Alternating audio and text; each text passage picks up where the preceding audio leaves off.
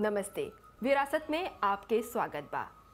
आज के विरासत में हमने देखल जा कि मॉरिशस में 200 बरिस पुराना भोजपुरी लोकगीत लोक संगीत के कैसे जीवित रखल जाता, कैसे ई जोन विधा बा, ई जोन विरासत बा ओके पीढ़ी दर पीढ़ी चलावल जाता, कैसे नवा पीढ़ी एके सीखत हवन जा और एके आगे बढ़ावत हवन जा। ई देखब जा कि कैसे आज के नवा पीढ़ी अपन बुजुर्ग लोग से भोजपुरी लोकगीत सीख के ओके संगीतबद्ध करके नवा नवा वाद्य शामिल करके एके प्रस्तुत करत हवन जा। बल्कि एकर में शास्त्रीय संगीत के भी एगो मेल मिलाप होता और एगो नवा रूप में हमनी के जोन विरासत बा, हमनी के जोन बपौती बा ओके सामने रखल जाता, ओके जीवित रखल जाता।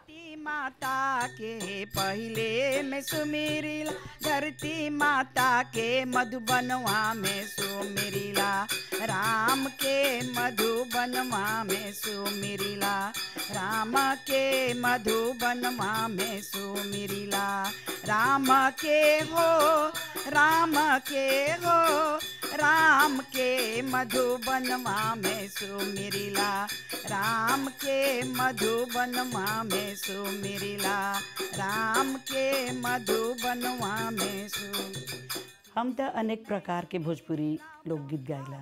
हम तो गीत चाहना बोले कि हमारे कान में हिलल बा जब हम 5 बरिस के रही तभी से।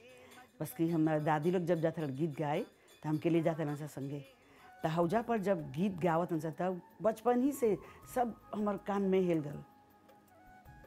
तब ओके हम गलती नहीं ले ली, ऐसे करते करते जब बाद में जब बड़ा जब जवान होइली, शादी से पहले ही हम सब गीत कॉपी करके रख ली रही, जान कर रही। तसिलमा कोई नहीं जानता हम गीत गाइला। ऐसे धीरे धीरे हमार बाप एगो तबला बजावे, तो हम इतना गरीब रही सब तबला नहीं रहल, तो लाताब बजावे, लाताब बजावे तो हम गावत ऐसा हम हमार भाई लोग गीत गावब से। तो ऐसे करते करते हम हमार रुचि आल हमारा गीत गाए के, तबे हम सगरों ढूंढे लगली। अब गीत अनेक प्रकार के गीत सगरों से खोजे लगली। अब हमार मौसी लोग से, हमार मामी लोग से, सबसे सीखली। जब सीखली तो आज कामे आवता हमरा। तो धरला एगो 20 बरिस रहल हमरा, तो हम 20 बरिस से शुरू कर ली जाए के गीत गवाए में। हमार गोप नहीं रहल तब जब हमरा 20 बरिस हो। तो जहाँ गांव में गीत गवाए रही तो हमार माँ जाए तो हमके बोली तू नहीं जो, हम बोलब नहीं हम आवब, हम जाब। और हम जाब तो हौजा बोलब लोग कि हम एगो गीत गाब आज। ऐसे करते करते हम गाए लगली। शादी ब्याह तो सभी कोई गावेला। एकर अलावा जब बाबू होवेला तो ओकर में ढेर संस्कार के गीत है। पहला संस्कार बा मुंडन, 6 दिन के जब नहान होला तो मुंडन संस्कार बा, हवो के गीत रहेला। फिर ललना गवावेलन जा जब 40 दिन हो जाला तो वो सब गीत गाइला। ओकर जटसार चटनी ललना में है वो गाइला। ओकर बाद हम थोड़ा हर पहौरी भी गाइला। जब पानी नहीं बरसेला, सुखारी हो जाला तो परेला हर पहौरी गाय के। तो हर पहौरी हमार माही से सीखले रही हम, तो वो गाइला। और ऐसे जनेव जब एगो लड़का लेवेला तो वो भी सीखली, वो गाइला हम। जब शादी करके ससुराल अली तो नहीं दिलन जा गीत गावे के हमरा कोई। एगो गांव में एगो गीत गवाए रहल तो वहाँ एको गीत गवा कोई गिटारिन नहीं ग रहल। काहे नहीं ग रहल? काहे कि हम चाचुआ के ओकर बूढ़ा ओके कहूँ नहीं जाए देवे गीत गावे, तो कोई नहीं गरबा ओकर लगे गीत गाए। तब हमके अलन सा देखी, तब हम गईली गीत गावे। तब से सब कोई जाने ला कि हम गीत गाइला। जब शादी होला ज़रूरी है कि शुक्रवार के देवता देवी के मनाए के आगे तो अग्यारी करत रहन जा। दुल्हन के लुगा, दुल्हा के लुगा सब अग्यारी करन सा, तब जाके वो दुल्हन पहने कि दुल्हा पहने। तो अग्यारी निश्चय है। अग्यारी जैसे कि एगो गीत बा अग्यारी के, दादा दादा पुकारिला, दादा नहीं बोलेला हो, दादा बैसेला देव घर वात देव के मनावेला हो। दादा अपन देवास में बैठ के अपन देव देवी लोग के मनावता कि ओकर लड़का के शादी बा सब जमे अच्छा से बीती है ज़रूरी है। और काहे हमके अइलन से उ रात देखी कि जब है गीतवा नहीं गवाए तो ओकर शादी नहीं अच्छा बा। वो अपन लड़का के जमे ओकर लड़का के शादी अच्छा से हुई वो खातिर खोजत है जे कोई आए ओकर गीत गाए। तो हम अकेले जाके हम सब ओकर देवता देवी के गीत महादेव के गीत शादी के गीत गा के चल अली। काहे नाचे नहीं जानत रही सरमा हमार पति बोले रहल नाचे के नहीं जाके गा के आव हवे कर ली। हम तब से जाने लगलन सा कि हम गीत गाएला तो हमके खोजे लगलन जा सब कोई। आज तक हम हैजा ले आल हैं। हम बहुत गर्व महसूस करीला कि हम एगो गिटारिन हैं। काहे कि जोन गीत हम गाइला हमार गांव में कोई नहीं गावत रहे गीतवन। काहे हम अपन मौसी लोग से सीखले लोग तो दूर रहता कहरे मास पावे बेल म काट से तो उधर के गीत हम सीखले रही। तो हम खुशी रही कि कोई हमार गीत गाए जब हम दुनिया में नहीं रहब। तो हमार भाई के बेटी बा मनीषा तब वो हमके हर को बोले हमके फू हमके सिखाओ गीत फू हम सीखब गीत। तो हम बोली अच्छा आइए। तब वो अइलक तो सीखलक गीत। जब गीत सीख लेलक तो हम बोली गीत सीख के घर में नहीं बैठा। तो एक दिन हमार भाई एगो दूसर भाई के बेटी के शादी रहल तब गैली से सदिया में तो वो हमार बगल बैठल रहल। हम निको के दे दिली हमरी गाओ दरबे से आओ अपने सुनै ना दे के इमाली घोटाय। वो दिन सब गीत गैलक सब इमली घोटाए के गीत गैलक परछावन से लेके सिंदूर बहराए तक सब गीत गैलक। और काये में देख के सिरमा सब गीत गा दिलक। चौका बिलमाय लाल पियर भैया इमाली घोटा। हम अपन पुप्पू के धन्यवाद बोलत हैं। हमार गुरु हा हमरा सिखैले बा सभी शहरी विधि के गीत गाइला और गीत गवाए में जाइला गीत गाए और नाचे के भी। राजा दुवरिया एक अमवा के गछिया हो अमवा के गछिया काहे अम्मा मोरल तोहरे दार काहे अम्मा मोरल तोहरे दार। यही बातें गैला ना सूर्यदेव के घोड़वा हो सूर्यदेव के घोड़वा घोड़े तापे मोरल तोहरे दार घोड़े तापे मोरल तोहरे। तब जाके हमार बेटी के सिखैली। जब ई सिखलक तब अब उ बता उहू आई गायब। अब दोनों अब संगे गावेलन सा।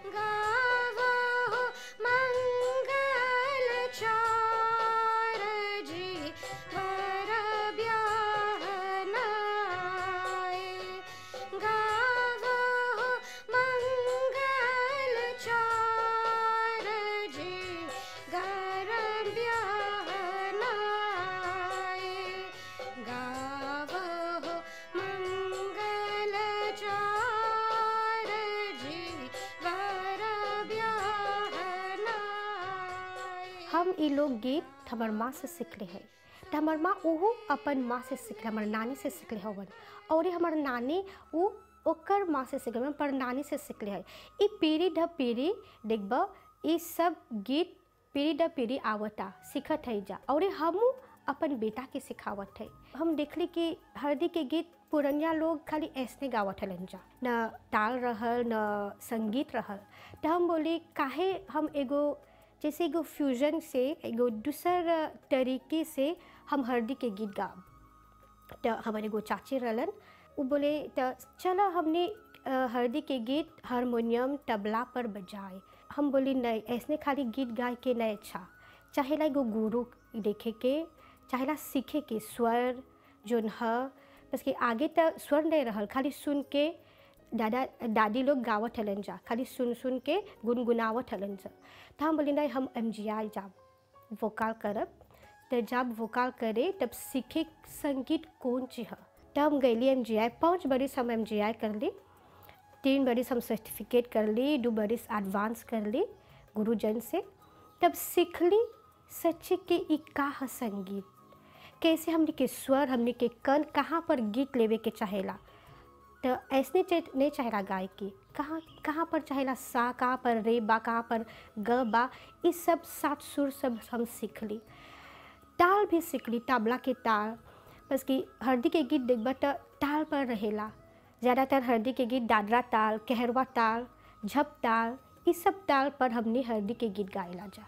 तो हम बहुत शादी में जाएला गीत गाए हरदी के गीत, तो वो जैसे प्रोत्साहित होला आदमी लोग के, जैसे देखल सब कैसे हम गाएला, तो वो लोग आके हमरा फिलिस्ते करे सब कहाँ से सीखले हवा, इतना जवान होके इतना गीत गावेला, तो हमरा बहुत खुशी होला।